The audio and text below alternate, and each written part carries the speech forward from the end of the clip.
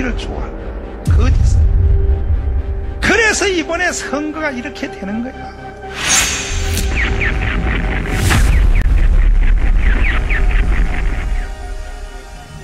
조선 말 흥선대원군의 우리 민족끼리 살겠다라는 시대착오적인 쇄국 정책으로 대한민국은 근대화의 과정에서 낙오되었습니다. 그 결과 1910년 한일 병합이 되어 36년 동안 일본의 나라를 빼앗기게 되었습니다.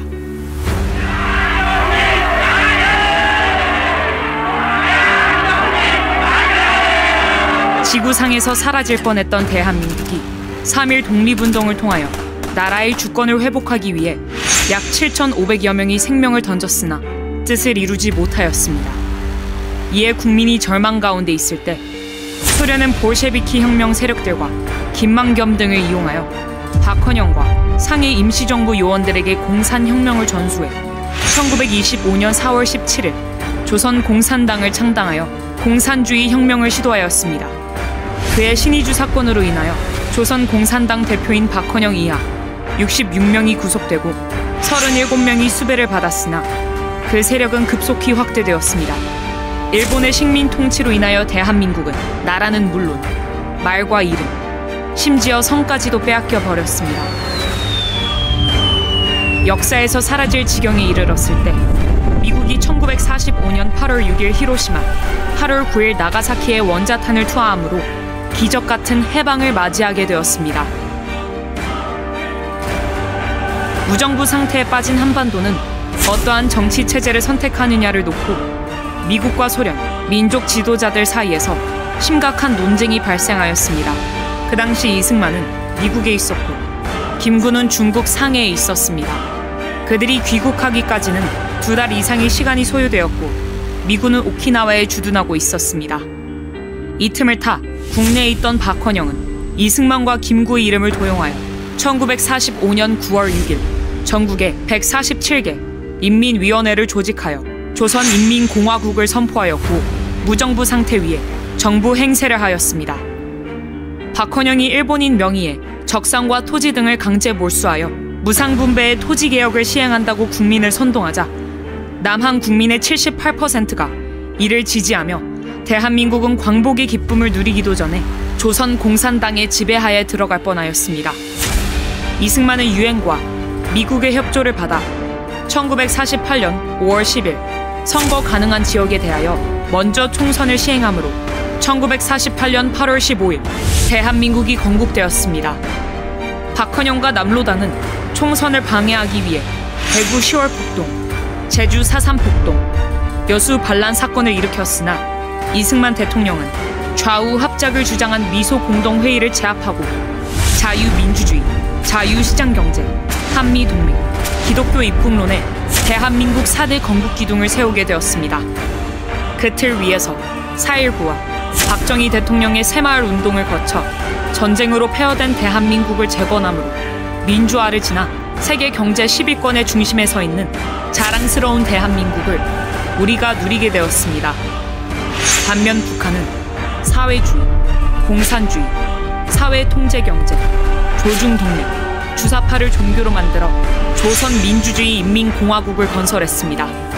김일성은 소련과 중국을 등에 업고 유엔의 결의와 온 민족의 염원을 무시하고 1948년 8월 25일 북한 자체 선거를 통하여 조선민주주의 인민공화국을 수립하였고 남한의 남로당과 공산주의자들을 선동하여 무장폭동을 일으켰습니다. 북한은 1950년 6월 25일 11만 명의 병력과 240대의 전차를 앞세워 전면 남침하였습니다. 4일 만에 국군 4만 4천여 명을 살해하고 서울을 점령하는 등 이 땅에 500여만 명을 희생시켰습니다. 그들은 공산주의, 통제경제, 조중동맹을 선택했으나 79년이 지난 오늘날 국제사회에서 인간이 살 수 없는 폐륜국가로 전락하였습니다. 그 후 79년을 살아오면서 남북한의 체제 경쟁은 끝이 났음에도 불구하고 북한에서 건너온 주사파 일당들과 대한민국 건국을 방해했던 남로당의 잔당들이 연합하여 이승만 대통령이 만들어 놓은 미국, 일본 국제사회와 함께하는 자유동맹을 해체하고 북한, 중국, 러시아와 함께하는 공산 동맹을 시도하고 있습니다. 그리고 마침내 윤석열 대통령까지 탄핵하려 하는 마지막 행동을 하고 있습니다. 오늘날 대한민국에는 1948년 8월 15일 대한민국 건국을 부정하며 역사를 왜곡하는 종북 좌파 사상을 가진 이들이 일어나 6.25 전쟁은 민족 해방 전쟁이고 미국은 한반도를 분단시킨 원흉이라고 말합니다.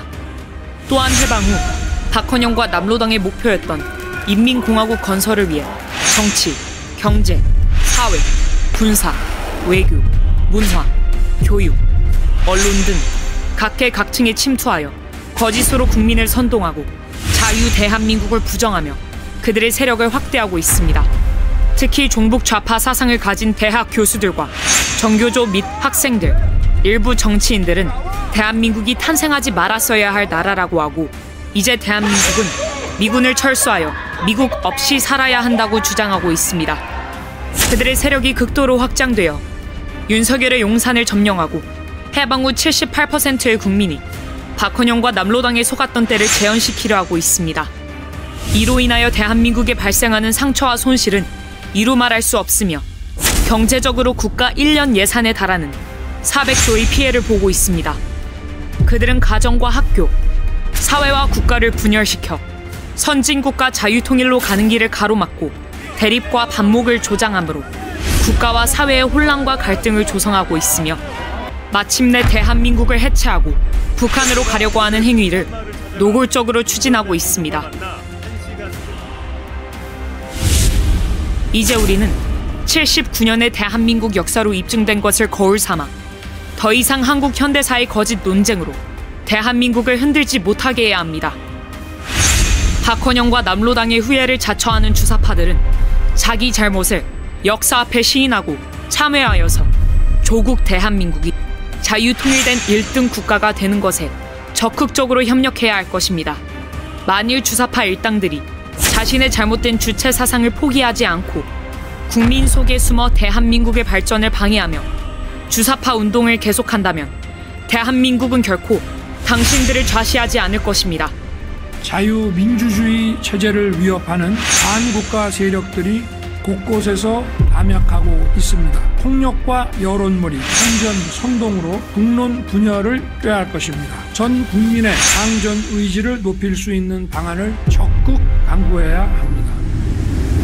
대한민국 국민 여러분, 대한민국이 자유통일과 세계 속의 선진국가가 되기 위해서는 문재인과 이재명을 속히 처벌하고 주사파를 척결하여 이승만 대통령이 만들어 놓은 헌법과 4대 건국 기둥을 바로 세워야 할 것입니다. 이 일을 진행하기 위하여 진통이 있을 수 있으며 걱정스러운 일도 일어날 수 있습니다. 그러나 우리는 반드시 한 뜻과 한 마음으로 뭉쳐 이를 극복해야 합니다. 대한민국은 앞으로 나타날 영광을 위하여 그리고 국민 소득 5만 불, 자유통일 국가, 복지 국가, 세계 인류 국가가 되기 위하여 정체성을 확립하고 그 책임과 의무를 다해야 할 것입니다.